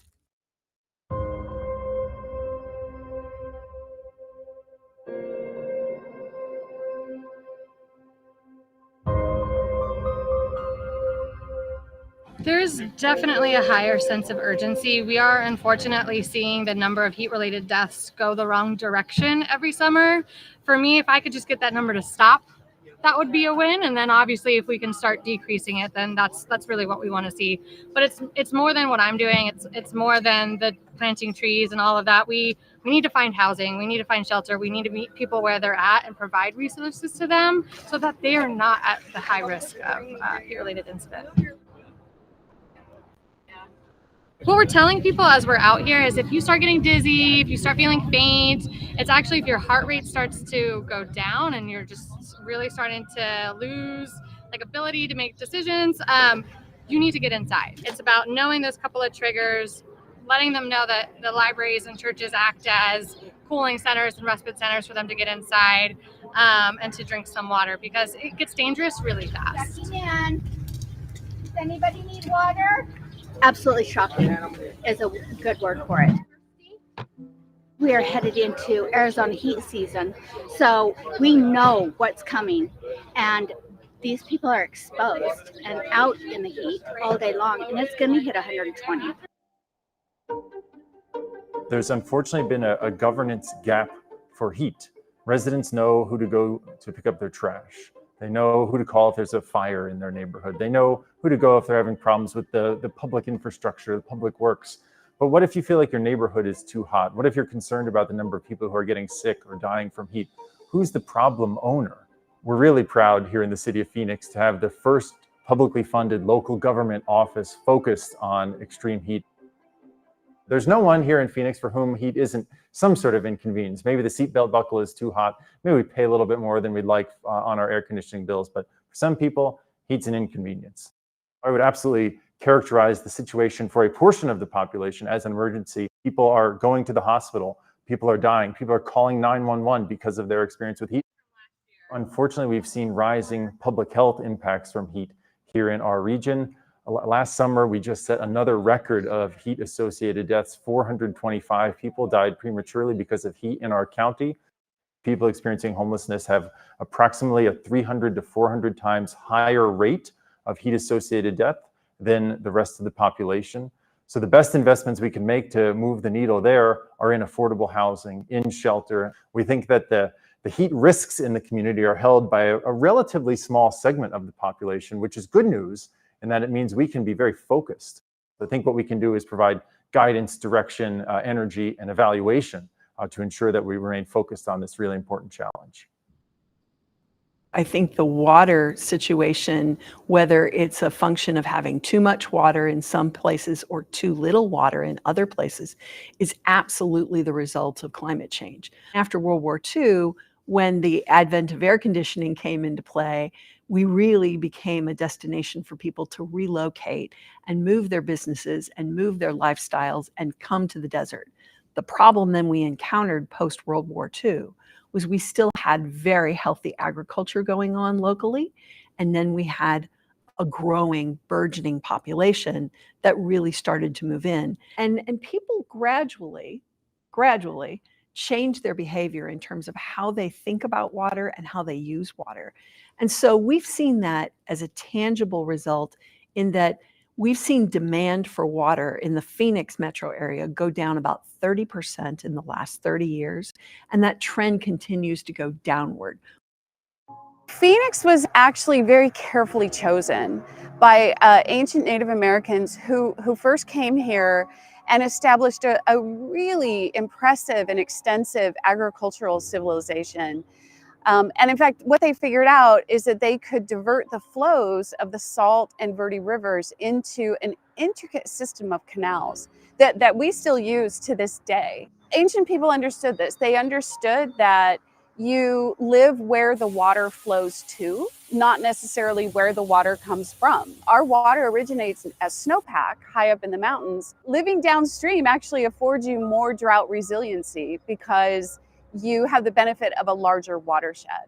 The state of Arizona has been experiencing a very extreme drought over the last approximately 20 years or so. And in fact, we can tell from tree ring analysis that it's likely the worst 20-year drought in about 1,200 years. Scarcity is a challenge, but I think it's a little bit of an easier challenge to overcome than sea level rise, for example. It is much easier to move a relatively small amount of water from where it is now to where it needs to be in the future to meet demands than it is to move entire oceans out of cities. About 60% of the water that's delivered in the city of Phoenix actually comes from the Salt and Verde River system, delivered through canal systems like this one. A little less than 40% of the water delivered in Phoenix comes from the Colorado River. And then a very small amount is groundwater. So Phoenix actually invested about on the order of $500 million so that it could move water supplies from the Salt and Verde River system into parts of Phoenix that today are dependent on the Colorado River. We like our sprawl, right? We are not a particularly dense city. Here there's a lot of land and homes and businesses are very spread out. And what that means is that we have a very large water distribution system, and it's an expensive one. So that is a challenge for us, especially when we look at scarcity and the potential for dead pool or less Colorado River water availability in the future.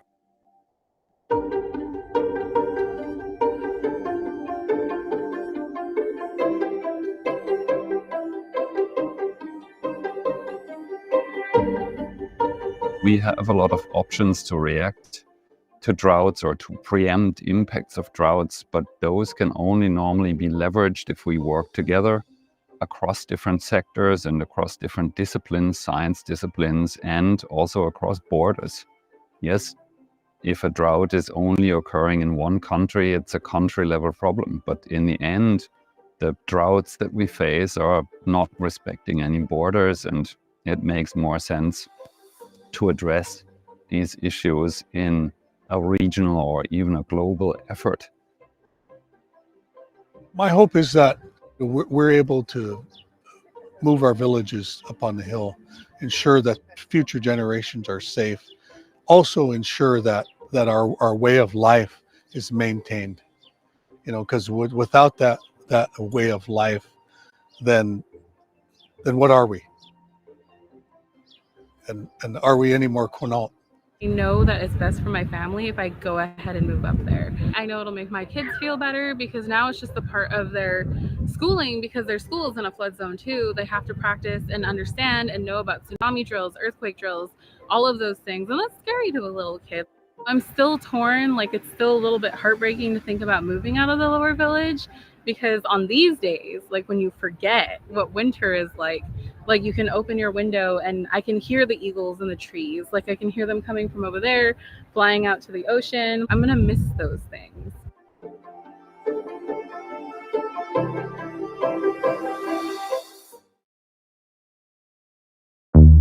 If you believe polio's beaten, I ask you to listen. Public health officials haven't seen anything like it in years.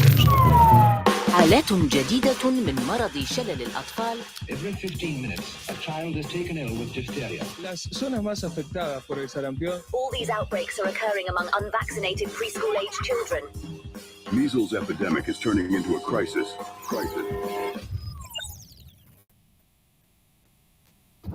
Polio has reemerged. شلل الأطفال. El sarampión. Measles outbreak. C'est officiel, la rougeole est massivement de retour sur le continent européen. La poliomyélite. Poliovirus. Diphtheria. Diphtheria disease.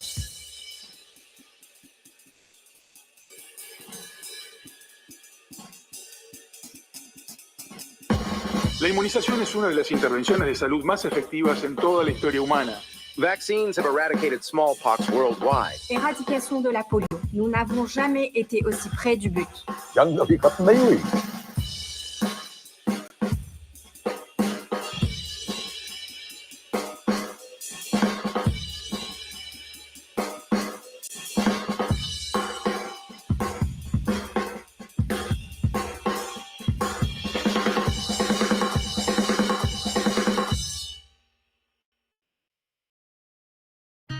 100 days since the deadly earthquakes hit Turkey.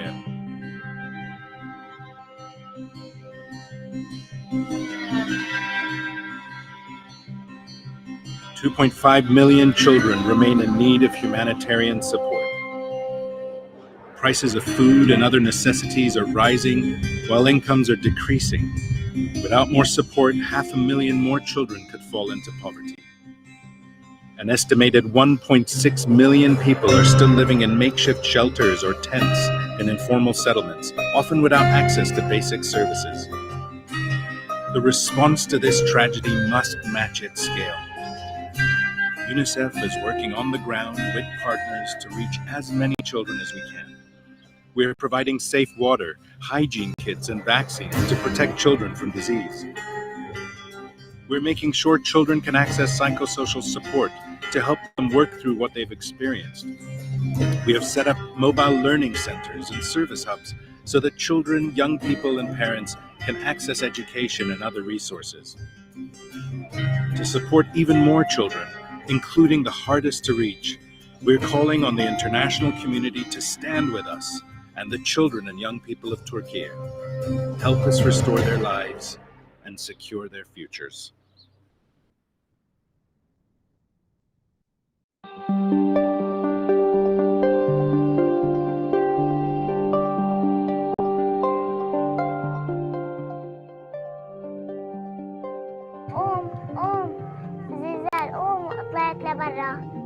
طلعت لبرا وكنت أنا كنست أمي وأبوها علي.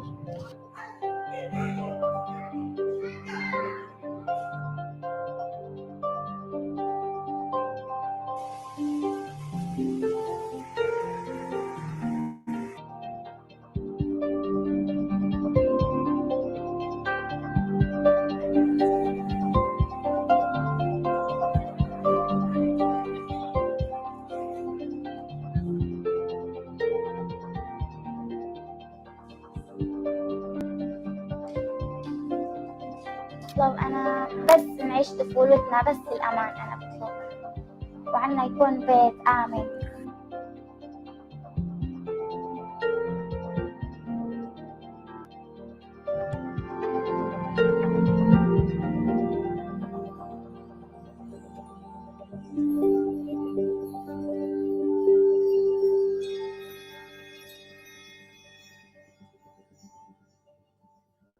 When we think about peacekeeping, it often seems like peacekeeping missions are failing. But if we looked systematically across the record, most of the time, peacekeeping works. What I want to do today is to explain how peacekeepers do this.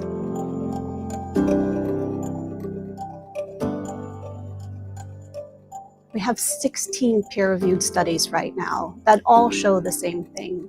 Peacekeepers save lives. They reduce the likelihood that civil wars will recur. They also help to achieve peace agreements. Where there's a promise of peacekeepers, we are more likely to see a peace agreement, and peace agreements that stick. If we look at the completed missions since the end of the Cold War, 2/3 of the time, peacekeepers have been successful at implementing their mandates and departing. That's not to say that in all of those cases, everything is perfect in the countries, but it is to say that they're no longer at war. This idea of using troops from lots of different countries, not to fight and win wars, but to help to keep the peace, was born during the peace negotiations in the Middle East in 1948. This idea was an innovation in human history. One of the main creators of UN peacekeeping is Dr. Ralph Bunche. Ralph Bunche was an American diplomat. For his work at the United Nations, he won the Nobel Peace Prize in 1950. He and others came up with this idea of peacekeeping, that what troops would do is they would deploy impartially, so they would not take sides. They would deploy with the consent of the belligerents, so the belligerents would actually ask peacekeepers to help them implement peace agreements. Namibia is a country that has experienced tremendous hardship. It's had multiple colonial rulers. It's had a genocide. It's been victim of regional war, of civil war. But surprisingly, Namibia has not fallen victim to this tremendously difficult history. At the end of the Cold War, there was a complex and highly innovative UN peacekeeping mission, 40% women, and the main form of power they exercised was persuasion. Peacekeepers were there to help reform the political system. Nobody had ever voted in an election before. Peacekeepers were helping to inform citizens of their rights, of what it means to elect their own leaders. We are very proud. This is an important moment for us, but a historic moment for the Namibian people. That for the first time in 105 years, they are able to sit down, their leaders are able to sit down together and deliberate on the future of their country.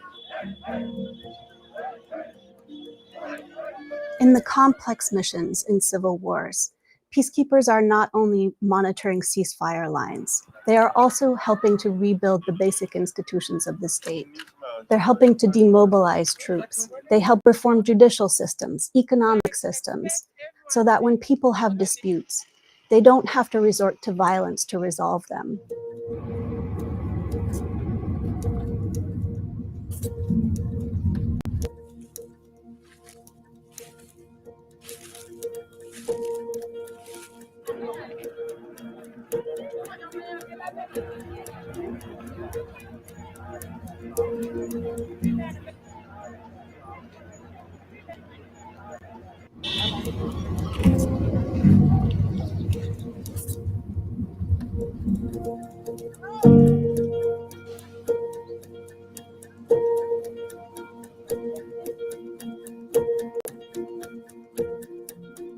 We know that there is a problem of sexual exploitation and abuse in peacekeeping.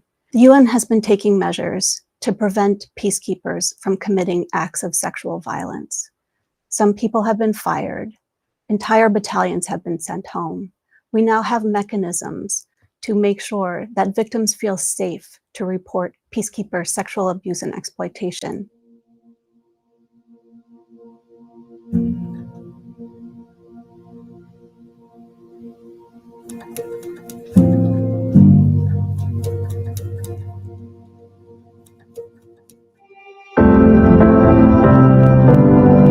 If we look at Lebanon as another example, the primary form of power that peacekeepers exercise and continue to exercise today is inducement.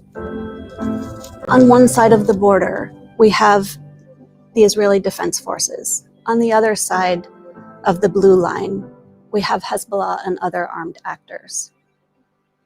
And in the midst of all this, we have thousands of UN peacekeepers.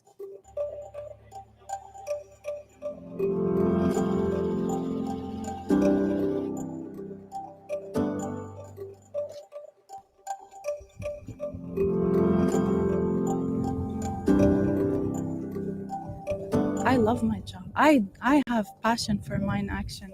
One reason is to give confidence back to the community, the landowners, the stakeholders that yes, indeed, this area has been cleared. And if I can save one life, that means I succeeded. UN peacekeepers help to keep the peace, not because anyone fears them, but they do see the advantage of having UN peacekeepers, inducing people to move toward peace. I've seen myself peacekeepers in action. For example, in southern Lebanon, we often see peacekeepers patrolling on foot. They walk around the local communities. They visit the markets. They talk to people. They'll talk to the imam. They'll talk to other local leaders. They'll set up a medical clinic or provide dentistry services. They also provide a lot of employment in southern Lebanon.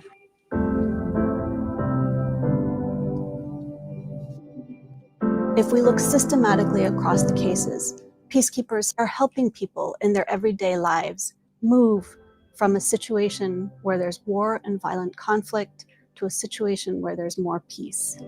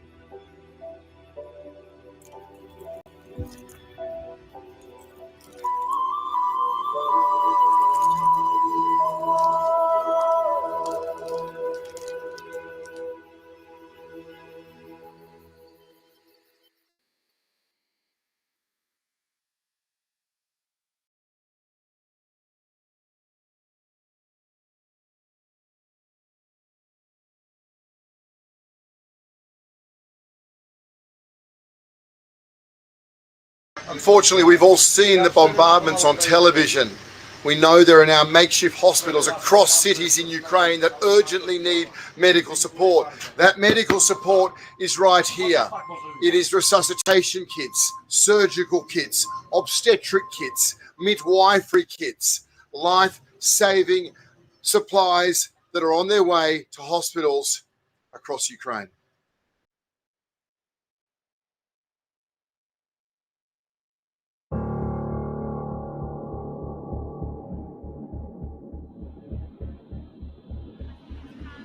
Мусимо евакуюватися, відправляємо в безпечне місце, щоб зберегти майбутнє для нашої країни.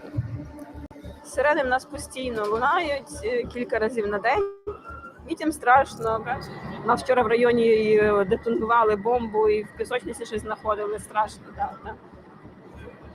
Я в четвер мала йти до школи. Я вже зібралася, все, вже сіла їсти, зайшла в телефон і пише вчителька, що дистанційне, що люди, в нас війна, і в мене все похололо прям. Кожен день новини дивимося. Страшно.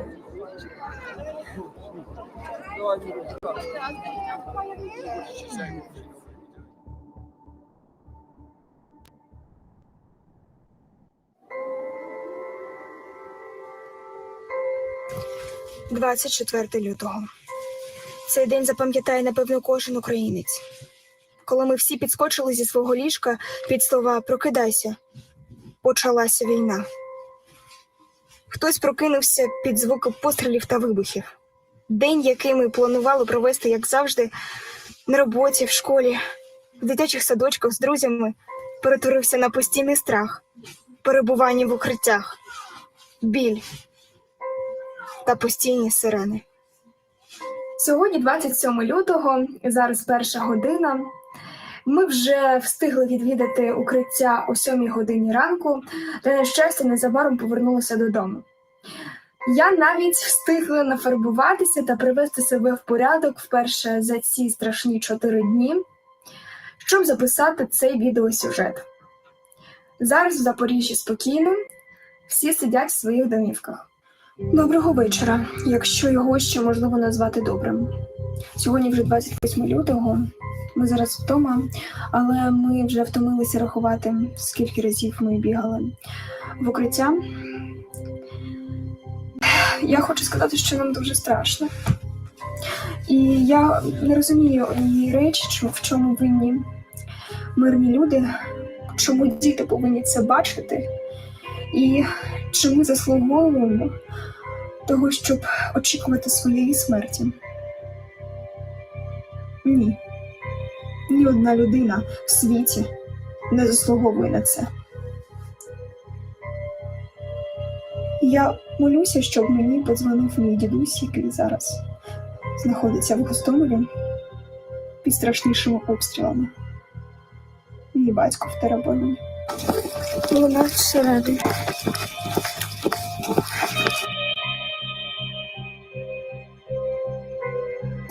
Ми повертаємося з укриття. Дуже плакали психологічно. Новий день, 2 березня. Ми тільки не повернулися з укриття. В нашому місті ніч була спокійною. Але моє серце розривається, коли я бачу кадри з Києва, Київської області, Харкова, Чернігівської області, Херсонської області, на жаль, Запорізької, та ще кадри з багатьох областей. Як на мене, для 21-го сторіччя це дуже кривавий та жорстокий шлях.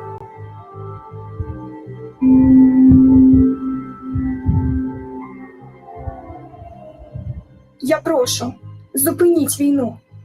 Остановите війну. Please, stop the war.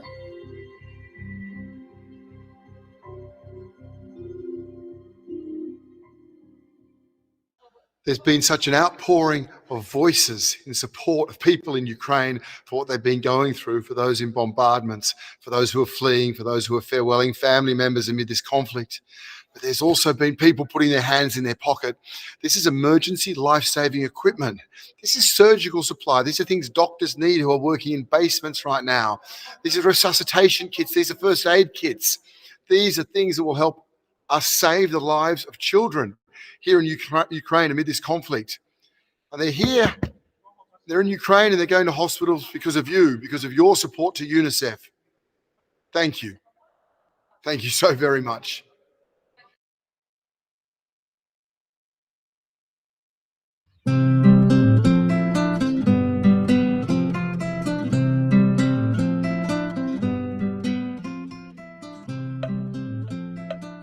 Ne mogu ni da verujem da sam mislila da sve moram sama i trudila sam se da sve radim sama.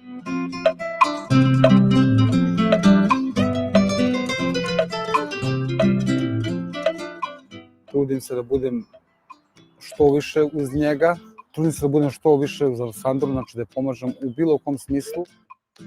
Velika dobrobit za njihov odnos. Ona je više fokusirana na igru sa detetom, ima strpljenja, zadovoljnija je sobom.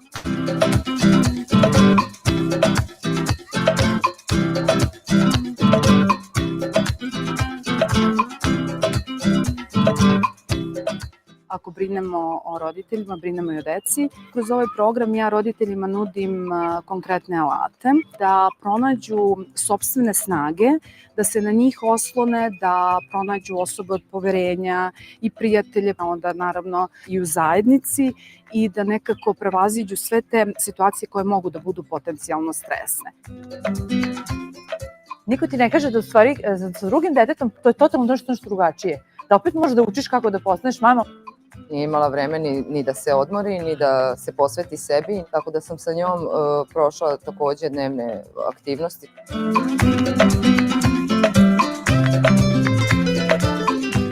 Njoj se posebno svidelo to što smo zajedno, na primer, pravile rasporede, pošto je bio u vidu slika, da crta, da seče papir. Tu smo provele vreme zajedno na jedan kreativan način, a plus je meni omogućilo kad se zasiti da ja imam malo slobodnog vremena. Mislim da se najčešće naša igra svodi na praćenje. Ona ide, ja pratim. Da dijete stvori svoje osjećaje za dobro, loše, opasno. Fokus na roditelje je jedan novi fokus u našem poslu. Mislim da je jako važno s obzirom da su roditelji prvi i najvažniji učitelji za ceo život svoje deci, da budu osnaženi i dobiju podršku. Dan mi počinje tako što vidim njen osmeh i ja se raspoložim, promenim ove pelene i onda kreće žurka. Nekad to nisu igračke, nekad je to kašika koju koristim u domaćinstvu. Kad slažem veš, ona obavezno bude oko mene. Savez koji su oni zajednički stvorili treba da bude primer svima, da mama treba da ima vreme za sebe, tata treba da ima vreme za sebe i da imaju zajedničko vreme sa detetom. Zajedničkim snagama prolazim kroz sve i želimo da je zajedno učimo svemu.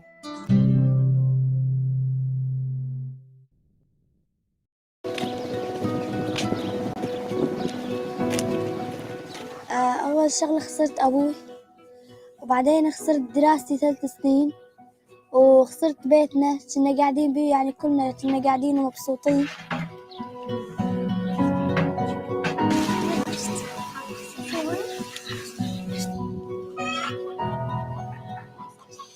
الطريق كان كتير صعب وشوك وشرطان وكنا كتير خايفين. كل ما نمشي خطوتين يقول المهرب انبطحوا.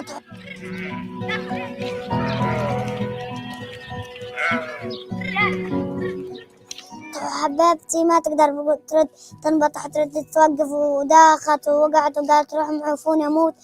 قلنا لها يا نموت كلنا سوا يا نعيش كلنا سوا.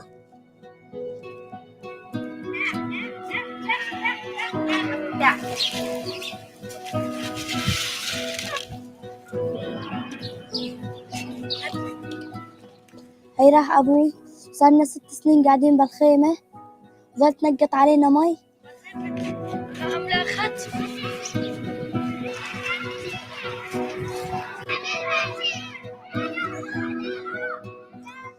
أنا المدرسة هي حياتي وأنا بحبها كتير وأتعلم بيها وأقرأ وألعب مع رفقاتي والشيء اللي ما بعرفه رفقاتي يعلمني إياه واللي ما يعرف إنه يعلمهني إياه.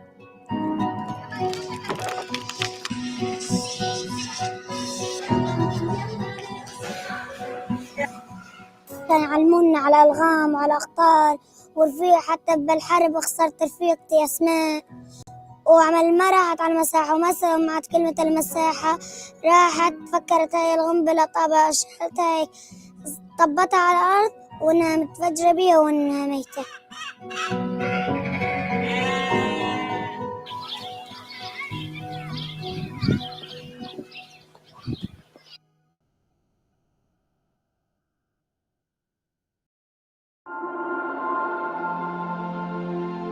که سوله راغله څومره ښکلې زندګي به کوو، که سوله راغله څومره ښکلې زندګي به کوو، څوک به نښتر څوک به چنار ږدو زیبایي به کوو، له دې سپېرو دښتو به بیرته شنه باغونه جوړ کړو، له دې سپېرو دښتو به بیرته شنه باغونه جوړ کړو، خپلو پټو ته به ستنېږو بزګري به کوو.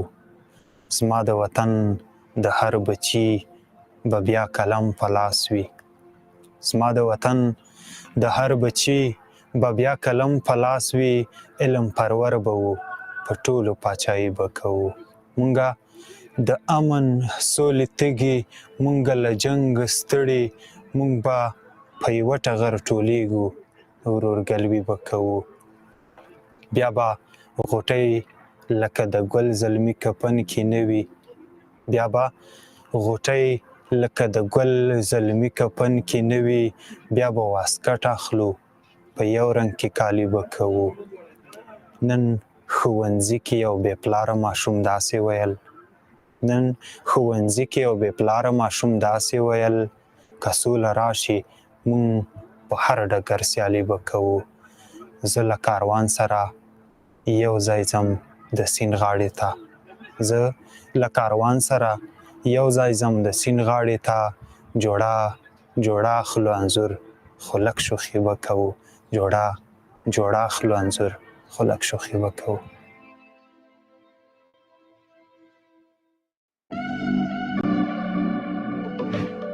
Let's turn trash into cash. My name is Nzambi Mate. I'm the founder of Jijenge Makers Limited, and we convert plastic waste into building products. Plastic waste is not just a Kenya problem, but it's a worldwide problem. And here in Nairobi, we generate about 500 metric tons of plastic waste every single day, and only a fraction of that is recycled. We decided, what more can we do instead of just sitting in the sidelines and complaining? Essentially, companies have to pay to dispose the waste. So we solve their problem. The waste essentially comes for free.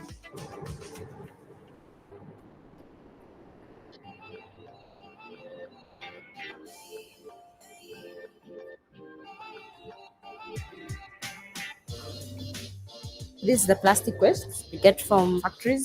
With this, we mix with sand as the plastic is like the binder. We have 3 machines. The extruder does the mixing of plastic waste with sand at very high temperatures, and then the press compresses it. Plastic is fibrous in nature, and so therefore the brick ends up having a stronger compression strength. Does that look like waste to you? It's almost half the weight. So therefore, during transportation and installation, it's faster in terms of cost implication. We right now have a capacity of producing 1,000 to 1,500 bricks a day. So far, we have recycled 20 metric tons, and we are looking to push that value to 50 by the end of next financial year. Winning the Young Champions of the Earth award is a huge motivation booster for us as a team. It's been a long 3-year journey, and so this was like someone saying, I see what you're doing and I appreciate that. And with this platform, we're looking to see how we can get on board partners to scale this solution, not just in Kenya, but all over Africa, just to start. And in addition to that, be able to impact and motivate other people and other youths to do similar things in different places. So right now we are just making paving blocks, but we now want to make actual building blocks. As I like saying, you have to be true to your why. Why are you doing this? What is the motivation behind it? For me, I was just tired of being in the sidelines of seeing plastic. I ideally jumped in off a cliff without even a parachute. I was building it as I was falling down. But isn't that how great things are done? So act for nature.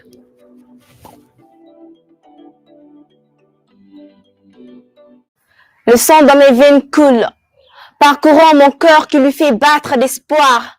Je suis une plume, dans le souhait de toucher chaque cœur et l'illuminer de joie, de par ma foi, de vivre dans un monde de solidarité. Je suis cette âme assoiffée des mondes sans amalgame, un monde d'apprentissage où chaque échec est synonyme de prise de courage.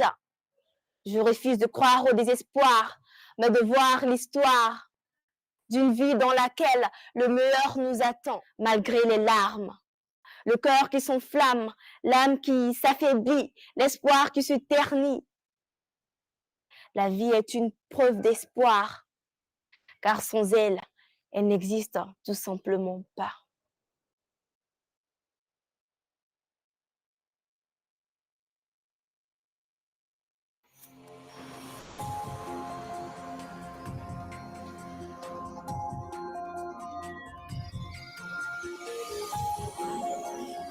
Welcome to Global 3000. Life begins at 70. We find out why many older people in Japan are shunning the idea of retirement. Waste disposal in South Africa. We learn how a small startup is moving mountains when it comes to recycling.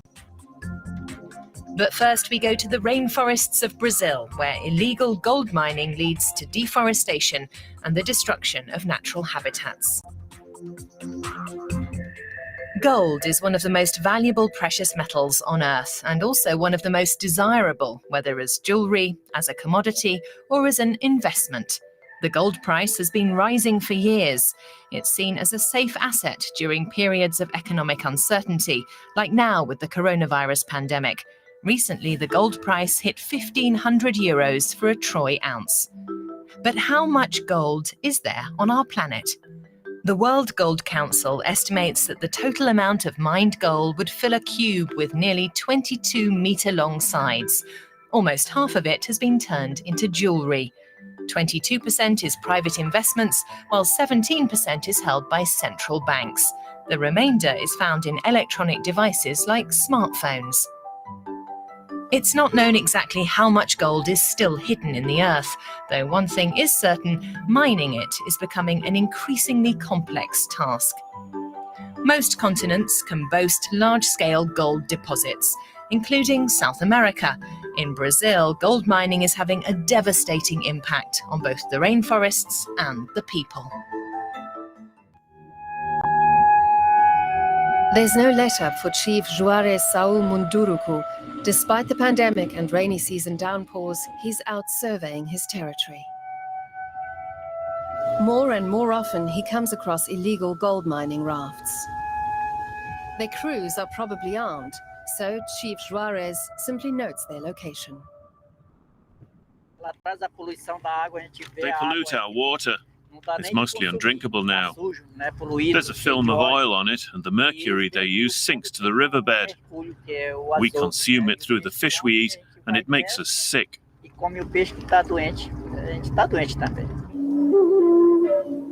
His territory is this forest, a protected nature reserve. The illegal loggers and gold miners who increasingly encroach on the Munduruku indigenous people's land don't care about that.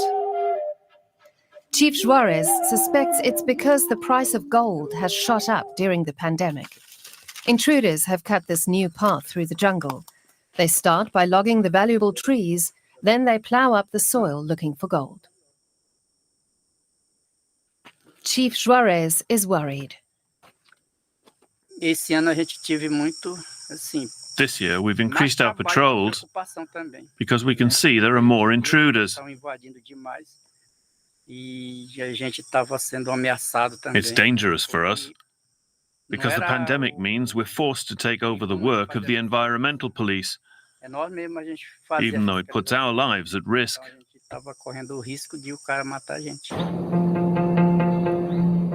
Gold prospectors are never far away. Some prospect legally outside the nature reserve. Others invade indigenous territory because there are hardly any patrols there at the moment.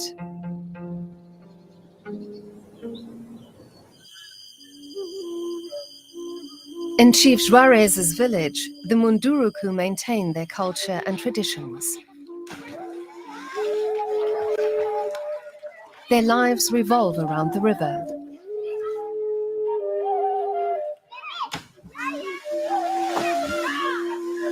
As they have done for centuries. But they also maintain ties with the rest of the world. They own cell phones, have a public school, and are in regular contact with environmental organizations. The Munduruku have so far withstood the appeal of the gold rush, unlike most other people in the region.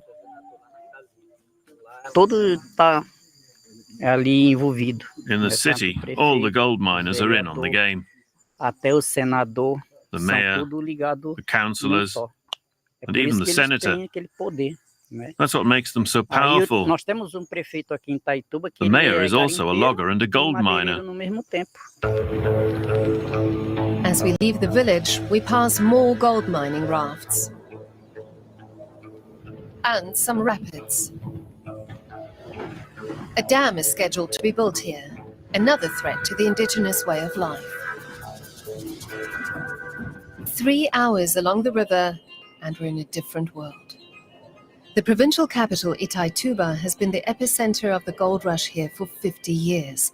It's thriving despite the pandemic. Prosperity based on the high price of gold. Itaituba's mayor says that's why there's hardly any unemployment here, despite the coronavirus crisis.